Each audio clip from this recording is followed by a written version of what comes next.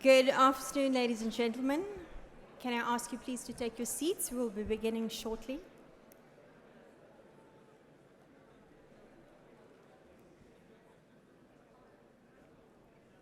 Right, good afternoon and welcome to the opening ceremony of the 20th International Anti-Corruption Conference, the largest independent global forum in the fight against corruption. This year's conference is being hosted by the US government and, like every year, by the International Anti-Corruption Conference Council and Transparency International in partnership with TI-US. My name is Yolan Agimo. I am a communications specialist and very proud to be part of Transparency International's Journalists for Transparency network. And in fact, it was exactly 10 years ago that I boarded a flight from DC to Brasilia to attend my very first IACC. So it truly is a full circle moment for me to be here today to welcome you to the 20th edition. So, why are we here? Well, over the next 5 years, five days, we're not here for years, we're here for days, through more than 70 sessions under the theme Uprooting Corruption, Defending Democratic Values, this conference will offer you, the participants, a safe space for frank debate and fresh perspectives on global issues in which corruption plays a central role, including the climate crisis, democratic integrity, global security, and the influence of dirty money on our economic and political systems. But we are not just here for talk. We're unpacking the challenges, but also deciding what we collectively can do about it. And when I say we, this includes the important work of creatives, such as filmmakers and musicians, who will be featured in this week's Films for Transparency Film Festival and at the Playfair Music Concert. You don't want to miss out, so please make sure that you check the IACC website for scheduling and ticketing information. Also, if you're active on social media, please use the hashtag IACC2022. It's really important that we share the learnings over the next few days so that the stories, the messages, and the action plans go beyond this plenary wall. On that note, I'd now like to call to stage our opening ceremony speakers. I'll call them up one by one, starting with Jake Sullivan, National Security Advisor to the President of the United States. Please, a round of applause.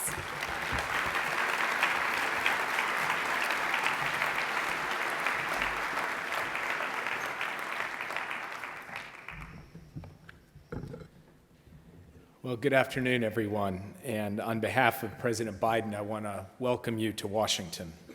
And Yolan, thank you so much for those opening words, which I think really do effectively frame the task of this conference, but also the task of this broader enterprise that all of you are so deeply invested in.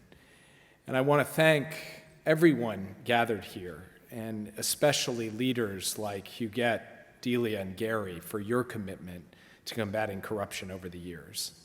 And I'd also like to extend a special welcome to President Sandu, who has done remarkable work in Moldova to end the rule of thieves and push forward the rule of law, inspiring people everywhere. And I think we all should give President Sandu a round of applause and a warm welcome for it.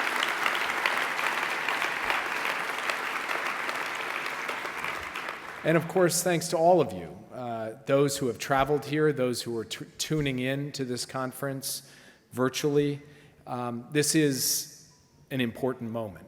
I'm told that the first and last time the summit was actually held in Washington, D.C. was in 1983. That was the year of the first mobile phone. It was the year that actually the official internet came onto the scene. It was the year the United States launched our second space shuttle into orbit. It was a year when we glimpsed, but did not fully grasp, just how integrated our world was going to become. Nearly 4 decades later, technology has taken us far and fast. Our people and our problems are more connected than ever. And the once bright line between domestic policy and foreign policy has grown dimmer and more blurred. Today, we all depend on the same supply chains and feel the impact when a global pandemic brings them to a halt. We use the same cyberspace to share ideas and sell goods, and we face the same threat of disinformation in that cyberspace. We rely on the same energy and the same technology to power our everyday lives. And we not only face the same transnational problems, we feel their shared impact. Simply put, the challenges that we are facing, whether you're in government, in the private sector, in civil society, just in your community, are more integrated than ever before, and so our response has to be more integrated than ever before. And that has been the hallmark of President Biden's approach to national security. Under his leadership, a few weeks ago, we released the National Security Strategy of the United States. And it recognizes the fundamental reality of our time, that we face two fundamental strategic challenges at the same time. One is the return of geopolitics. The other is the sheer scale and speed of transnational challenges that do not respect borders or adhere to ideologies. And these two strategic challenges actually work at cross purposes with one another. Geopolitical competition can make working together in common cause to solve the problems of our time more difficult, and these accelerating, multiplying, reinforcing problems can create greater instability that only further enhances and exacerbates geopolitical competition. And yet we have to face this strategic context squarely as we try to deal with those threats that are undermining our security, our prosperity, and our democratic institutions. And at the top of that list, squarely at the top of that list, is corruption. It's an issue that touches every aspect of our lives. It's a health and human rights issue. It's an education issue. It's a governance issue. It's a security issue. It's an issue that crosses our borders, hollows our economies, threatens our security, empowering those who use crime to destabilize democracy and entrench autocracy. The vastness of this challenge perfectly exemplifies the urgency that President Biden's national security strategy places on integrating our work in domestic policy and foreign policy. And in a few moments, I'm going to talk at a conference on international corruption about some pretty specific domestic policy reforms the United States has undertaken. For our part at the National Security Council at the White House, we have quite literally built into the organizational structure of the NSC an elevated focus on those issues that spill out of the traditional silos: supply chains, the energy transition, tax policy, ransomware, and yes, corruption. Corruption hides in laws and loopholes. It's perpetrated by both leaders and locals. It takes place in boardrooms and in courtrooms. And it all too often leverages licit institutions for illicit gain. It relies on silent accomplices, opportunistic enablers. And unfortunately, as many of you know so well from your experience, it's able to cross our borders with ease, cloaking itself in both criminal networks and legal shell companies. President Biden in the past has called corruption a cancer within the body of societies, and it's been the focus of his work across decades of public service in both domestic and foreign policy, in all of its perverse forms, from the corruption and violence that corroded the communities of El Salvador, Guatemala, and Honduras, to the conflicts of interest and dark money that persist in the shadows of advanced democracies, even our own. Shortly after taking office, President Biden issued a presidential policy directive that established combating corruption as a core national security interest and democratic responsibility. And he committed to driving this priority at his administration's first Summit for Democracy, trying to help lead efforts internationally to bring transparency to the global financial system and to hold accountable corrupt individuals in countries around the world. Exactly 1 year ago today, we released the first United States strategy on countering corruption. And in the intervening months, we've driven a comprehensive, coordinated global effort behind it. We have tried to go law by law, loophole by loophole, launderer by launderer to make it happen. Because when we look across the world, we see not only corruption's corrosive impact, we see the ways that the fight for accountability can actually motivate real positive change, from Kyiv to Kuala Lumpur, from Lusaka to Bratislava. So I today want to talk to you about two main ways that we're transforming this plan into progress. And I could describe these two main ways in kind of fancy words or technical jargon, but it really comes down to helping the good guys and going after the bad guys. And I want to talk about each of these two important lines of effort. First, helping the good guys, and I mean that in a gender-neutral way. Guys, generically, the good people. Helping the good people, going after the bad people. That starts with lifting up the leaders who themselves are tackling corruption. And by leaders, I don't just mean political leaders. I mean leaders in the true sense, people who are leading on these issues, and many of them are here in this room or are watching virtually. Journalists, like Yolande, who are risking their careers, even in some cases their lives, to uncover government graft. Activists, many in this room today, giving their all to push for transparency. And yes, remarkable political leaders too, who are putting everything on the line to rid their countries of corruption, from bribes to buy-offs to embezzlement. So the United States, working with many other countries and with civil society, we are doubling down on funding to protect and train investigative journalists around the world, and we're asking our partners to join us in this effort. We're supporting the creation of a new fund to help provide journalists with defense counsel, so they don't have to worry as much about the threats of litigation designed to discourage them from doing their jobs. Around this time last year, President Biden opened that first Summit for Democracy with the words, "All around the world, democracy needs champions." The fight against corruption, as part of that fight for democracy, needs champions too. So to lift up these champions, we launched the Presidential Initiative for Democratic Renewal. It's a nearly $500 million initiative that will help empower democratic reformers, change agents, and whistleblowers to combat corruption in all of its forms. And critically, we're standing with courageous leaders around the world, some of them here today, including President Sandu. In 2020, after decades of entrenched corruption and rule under the thumb of pro-Kremlin oligarchs, the people of Moldova spoke up for change. They spoke up for a European future, for reforming the judiciary and raising living standards, for dismantling state capture by corrupt elites. We have been proud to be President Sandu's partner in creating a modern judicial case management system that will fairly and effectively uphold the rule of law. President Sandu is demonstrating a rare combination of political will and personal courage, and she isn't alone. In Zambia, for example, the president is leading what he has called a new dawn, including reforms that protect press, promote accountability, and reject corruption and crime. These leaders and others around the world are breathing new life into the old adage, where there's a will, there's a way. But of course, if we want to bring about lasting change, we have to level the playing field and raise the costs of corruption.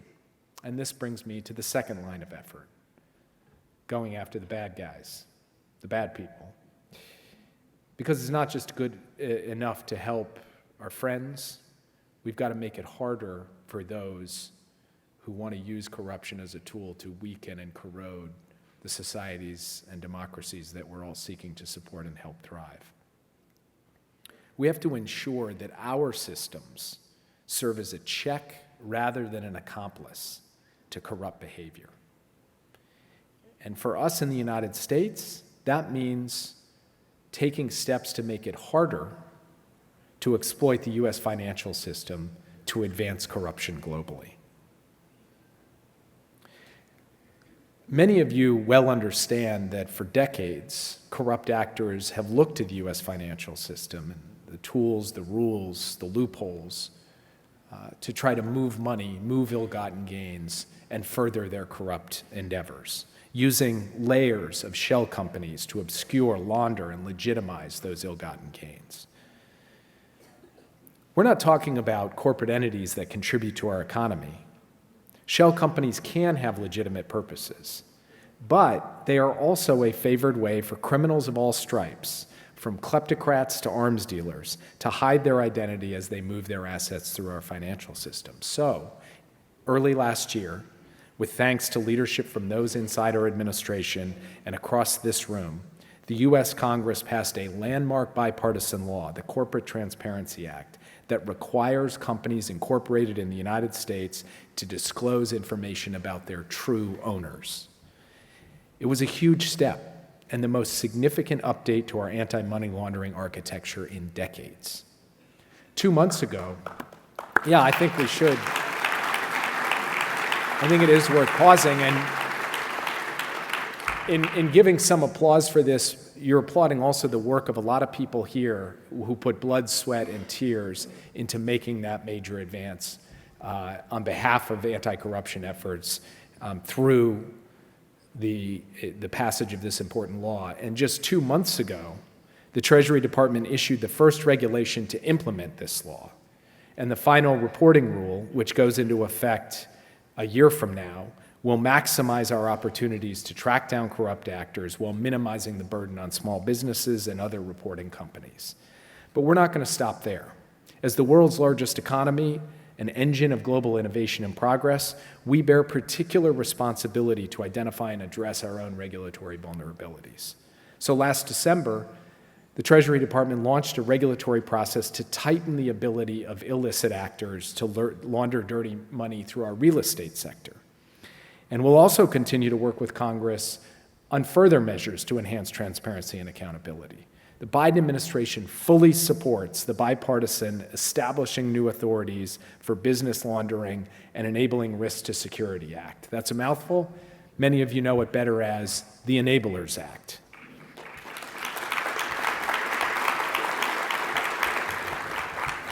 As its name suggests, the Enablers Act would level the playing field by imposing anti-money laundering requirements on accountants, lawyers, and investment advisors. It makes good business sense. It makes good sense for our security. It makes common sense. And we encourage Congress to enact it into law as soon as possible, and we will work with you to get that done. We aren't going at this alone.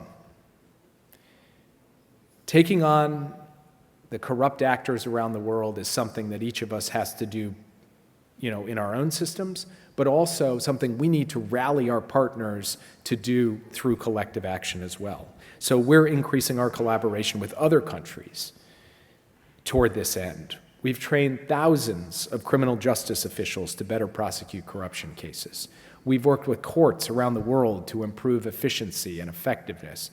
We're supporting our G7 partners as they advance their own beneficial ownership reporting regimes and anti-corruption regulations. And in turn, the G7 is coming together to collaborate with a range of partners to curb transnational corruption, including by supporting our African partners in setting up 15 additional registers that will help keep track of who really owns and controls shell companies and other legal entities. But just as it's not only about helping lift up the good guys, it's taking after the bad guys, it's not only about playing defense against the movement of money, it's about going on offense too. In the wake of President Putin's brutal aggression against Ukraine, we teamed up with our G7 partners to exclude him and his accomplices from the global financial system. And in coordination with our allies and partners, we established the Russian Elites, Proxies, and Oligarchs Task Force, or REPO, to go after their ill-gotten gains and make sure they're not benefiting off the suffering of the Ukrainian people. So far, the REPO task force has frozen more than $30 billion worth of assets, that's billion with a B, from super yachts to sky-rise apartments.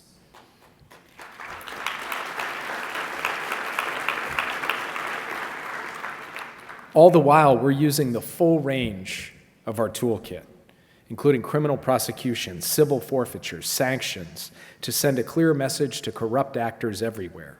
Steal from your people at your own peril. And in the months and years ahead, we're going to supercharge our agenda. bringing the fight directly to criminals, cronies, and kleptocrats wherever they seek to hide. To help lead these efforts, we've established a global coordinator for anti-corruption at the State Department, alongside task forces at USAID and the Departments of Treasury, Commerce, and Justice to integrate and elevate counter-corruption efforts across all of our agencies. We're also making the fight against corruption a cornerstone in all of our strategic engagement in every critical region of the world. To take an example, along with a number of economies in the Indo-Pacific, we launched the Indo-Pacific Economic Framework, which includes more than a dozen regional partners representing 40% of global GDP, and the Americas Partnership for Economic Prosperity. And in both of these efforts, anti-corruption efforts, efforts to reinforce the rule of law, to put in place the kinds of measures I've just been describing, are front and center as part of the overall architecture for international economic engagement that the Biden administration is pursuing and will continue to work in tandem with our partners to pursue. And finally, we're prioritizing combating corruption in all of our multilateral engagements. Next year, we will host the 10th Conference of State Parties to the UN Convention Against Corruption, bringing together experts from around the world in pursuit of a common vision. And we will again make corruption a pillar of the second Summit for Democracy, which President Biden will co-host in March with Costa Rica, the Netherlands, the Republic of Korea, and Zambia. Let me close with this final point. We've got to be in this fight for the long haul. Whether we're lifting up the leaders fighting corruption or isolating the actors perpetrating it, we're not going to let up. We can't let up. We've got to keep going for as long as it takes. We know that meaningful change often comes slowly, more slowly than any of us would like. We know it doesn't emerge out of a vacuum. It comes from countless hours of activism and advocacy. It comes from tireless research, reporting, reforms, sometimes incremental, sometimes sweeping. It comes from brave witnesses and courageous whistleblowers who put everything on the line. And it comes from the service and sacrifice of people across this room who have dedicated their lives to uncovering truths and exposing lies. As I said, change can come slowly. It can come too slowly for any of our satisfaction. But it comes, and it comes because of your work. So we promise to stand with you, and together we will make significant, genuine, real, tangible, recognizable progress on this massive problem, and we will do it together, and we will do it in support of the efforts that all of you have devoted your lives to, and I thank you for the opportunity to address you today.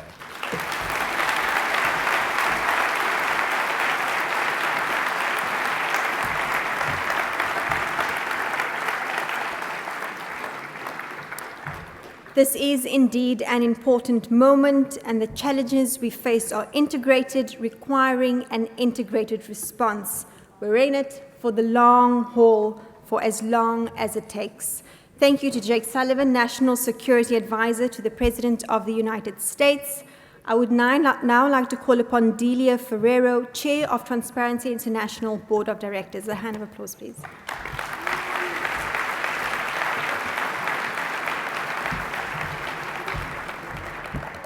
Amazing, really amazing to see you all. Dear colleagues, ladies and gentlemen, on behalf of Transparency International, I would like to welcome you to this year's IACC. Special thanks to the US government for co-hosting this conference.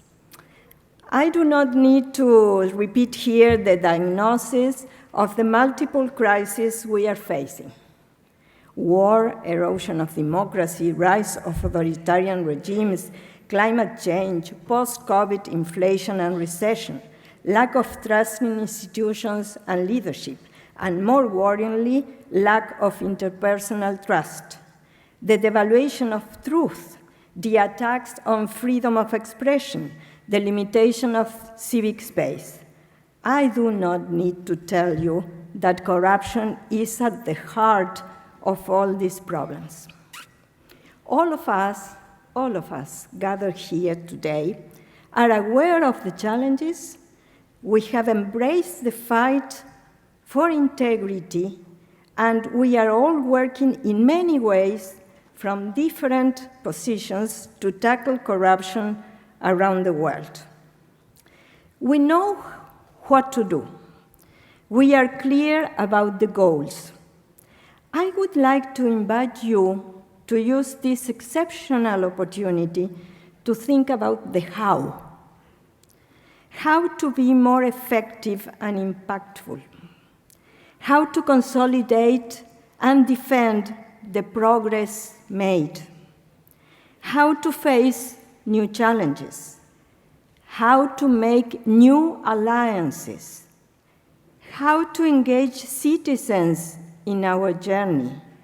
How to guarantee that all relevant social actors are involved and listened to.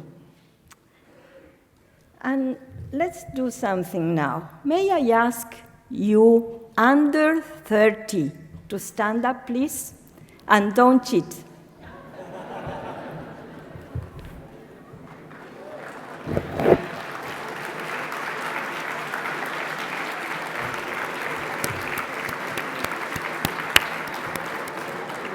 Thank you very much.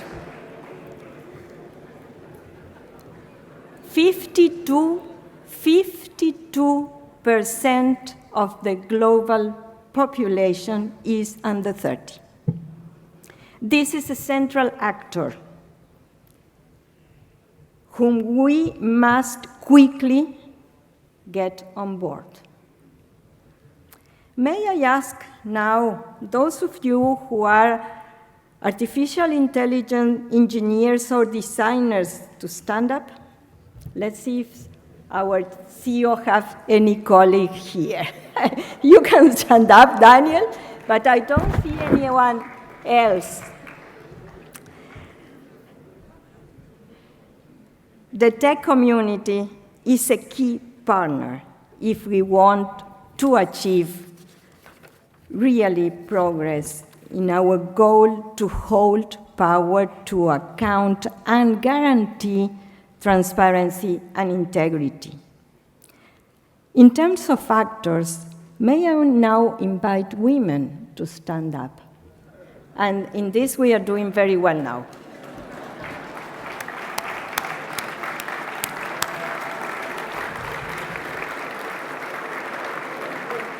I would say we are a majority this year. So, point for Transparency International and all its chapters. And of course, there are other actors that are not here who are the victims of corruption. And we have to incorporate them to this conversation. But we need to go beyond institutional and legal approaches. Let's incorporate to our work the insights of behavioral science. Let's remember that rules and institutions are necessary, but they are not enough. Let's try to generate the social support and social consensus which will prevent and react against the reversal of our collective achievements in the fight against corruption. We must restore the balance between normative approaches and cultural ones. Let's put the issue of values at the center of our work. We fight for values. Let's talk and work on ethics. Don't shy away from that. The decline of trust in our societies has to do with the weakening or even collapse of the basic value consensus in our societies. It is not surprising that this coincides with the devaluation of the idea of truth. The result is uncertainty, insecurity, fragmentation, which hinders all possibility of collective action for the rebuilding of a culture of integrity. Only on the basis of such culture of integrity will we be able to strengthen democracy, to protect freedom and peace, to guarantee sustainable future for us and the coming generations.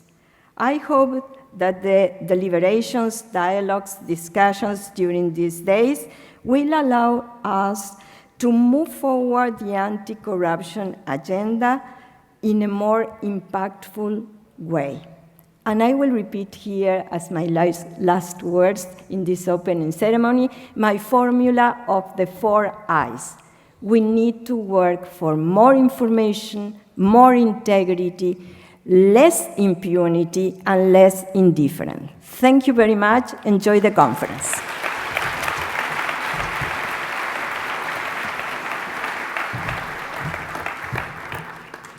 Thank you very much to Delia Ferreira, Chair of TI Board of Directors. Thank you for calling out our young people, the AI engineers, women. As I said in the beginning, this is a collective effort. And if you are sitting here in this room, it means that you are part of that effort. I'd now like to call upon Gary Kalman, Executive Director of Transparency International USA. A round of applause, please.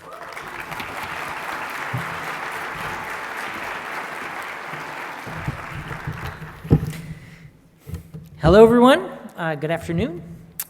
I want to welcome you to Washington, D.C. Before I dive in, let me first thank the IACC team and our colleagues at the State Department who have spent countless hours organizing this opportunity for all of us to come together at this important moment to address the most critical issues facing our world. As we begin this 20th IACC, we must appreciate the moment we are in and that we have come together. Not only because for many of us, this is the first time we gather in person for several years, and I've already run into a dozen people who have now told me that is one of the most exciting things as part of this conference, but also because of the extraordinary time we face. Over the next several days, you will hear a great deal about the multitude of serious challenges we face worldwide. Climate change and the increased weather-induced disasters, the rise of authoritarianism and the resulting threats to national sovereignty and global security, the threats faced by journalists and activists in all too many corners of the world, the ongoing challenges of the pandemic, rising national debts and a distorted financial system that diverts billions from sustainable economic development opportunities, and so much more. The speakers and presenters you will hear will detail the role of corruption in undermining every one of our responses to these global challenges. It is a sobering list of horribles. And in the US, of course, we are by no means immune to them. I recall during our fight for the Corporate Transparency Act in the US, as part of a research project, a group of academics sent out thousands of fake solicitations to agents who form companies in more than 100 countries. Through a series of metrics, they determined that the US was the easiest place in the world to form an anonymous company that can be used for laundering illicit funds. One agent in Florida wrote back, noting that this was probably dirty money and could even be used for terrorist financing. He closed by saying, "I wouldn't touch it for less than $5,000 a month." In the face of such emboldened actors, it is easy to be cynical and discouraged. But you are here because as part of a global anti-corruption movement, you see the other side of the story. While we must not minimize the challenges, we must also understand and take full advantage of the developments over the last several years that provide for unprecedented opportunity. When I started focusing on these issues 2 decades ago, few people in the US saw corruption as a fundamental cross-cutting problem. Today, there is widespread recognition that countering corruption is a cross-sectoral endeavor essential to combat the climate crisis, achieve economic stability, and protect basic human rights. Today, the scourge of corruption and illicit finance is almost universally acknowledged. Thanks to the investment by governments and other funders, the great work of investigative journalists at OCCRP, ICIJ, and elsewhere, authentic and deep cross-cutting alliances like those convened by my organization, Transparency International, and the FACT Coalition, increased interest in multi-stakeholder convenings like the Summit for Democracy and this IACC, We are beginning to see the payoff to those investments. And let me list a few. More than 100 countries have committed to create registers to counter the abuse of anonymous companies. The EU has passed, updated, improved multiple times its anti-money laundering directives. The Financial Action Task Force is updating recommendations to better conform to new and emerging threats. The U.S. administration, for the first time, as you heard earlier, has officially recognized corruption as a national security threat and published its first whole-of-government strategy to counter corruption. While the U.S. continues to struggle with a number of growing threats and challenges to our democratic institutions and values, the administration has acknowledged the U.S. role in transnational corruption and moving on policy changes to address it. We remain hopeful that the roughly 100 countries that engaged in the Summit for Democracy process will continue their important work to take meaningful steps forward to address corruption and promote democratic values. I have heard some say corruption problems are intractable and speak of moving on to other issues. This I do not understand, not now. It would be like buying shares of a startup company, which in the early year loses money while building its brand, and then pulling the investment just when it starts earning a profit. I believe we all come to this conference with our eyes wide open, but that means both the recognition of the challenges and the opportunities. We also recognize that our task here is of special importance. Addressing corruption is a prerequisite to progress on the list of other issues. So thank you all for the work that you have done to get us to this moment, and an advance thank you for the excitement, the commitment, the creativity, the expertise, and collaboration you bring to this 20th IACC. I look forward to the great work we will be doing together over the next several days to seize this moment and map out a pathway towards a world free of corruption. Thank you.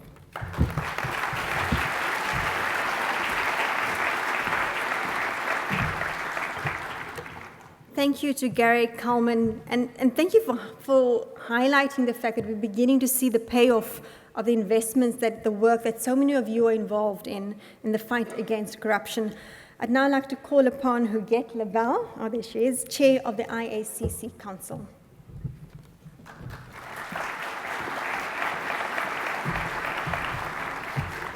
Special greetings to all of you. It's wonderful to see so many people participating in this IACC, both in this room and virtually as well.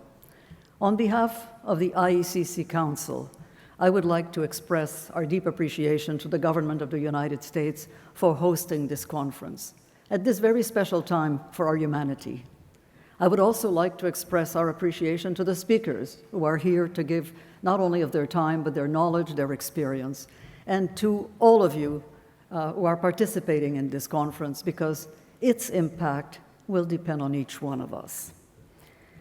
We're coming together at a most critical time in the life and safety of our communities worldwide and for the sustainability of our planet. COVID-19, of course, has exacerbated this situation, leaving us with evolutionary issues that we're still dealing with. Intra and inter-country conflict, and I would say with an S, kills too many innocent citizens and destroys critical infrastructure, leaving those left behind trying desperately to survive.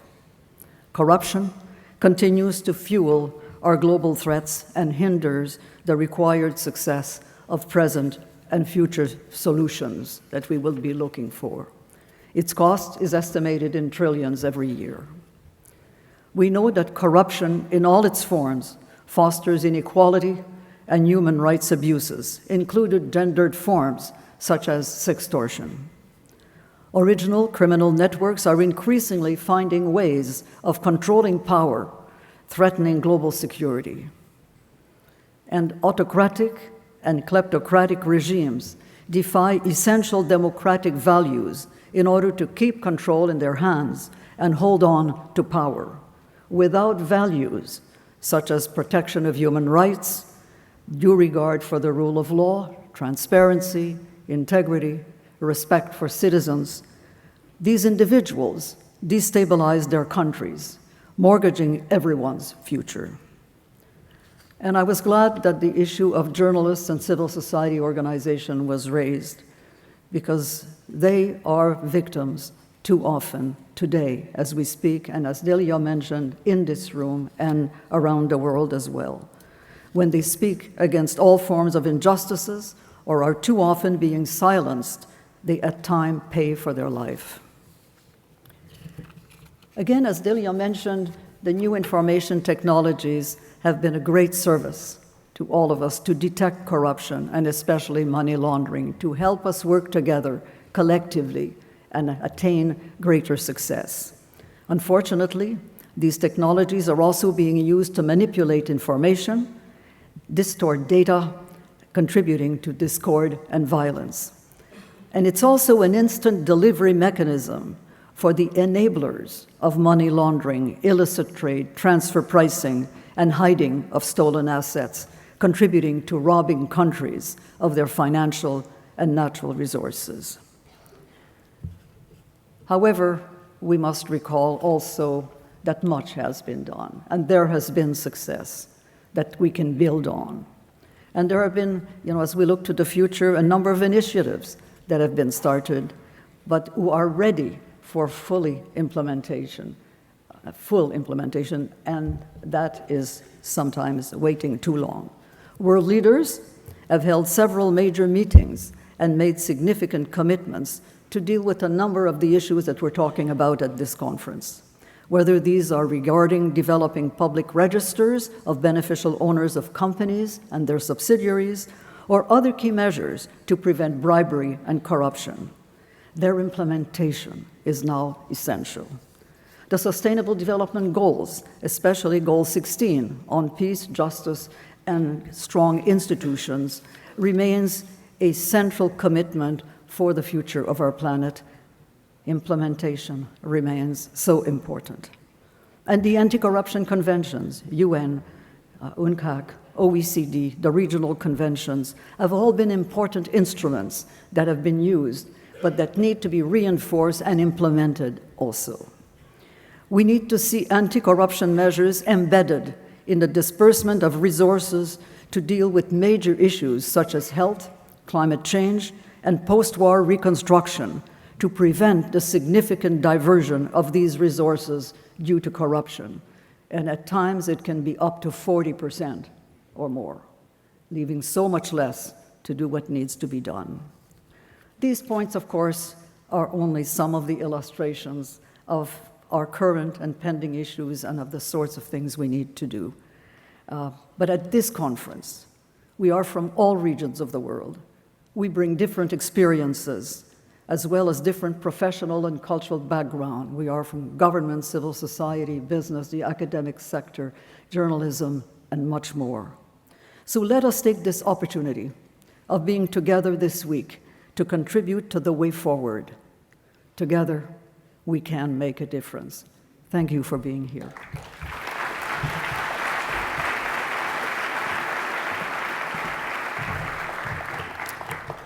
Thank you to Huguette Labelle, Chair of the IACC Council, and all the opening ceremony speakers for setting the stage and officially kicking off this year's IACC. I'd now like to call our moderator for the plenary session, Ruben Lefuka, Vice Chair of the IACC Council and TI Advisory Board, who will introduce you to the opening plenary speakers. Thank you.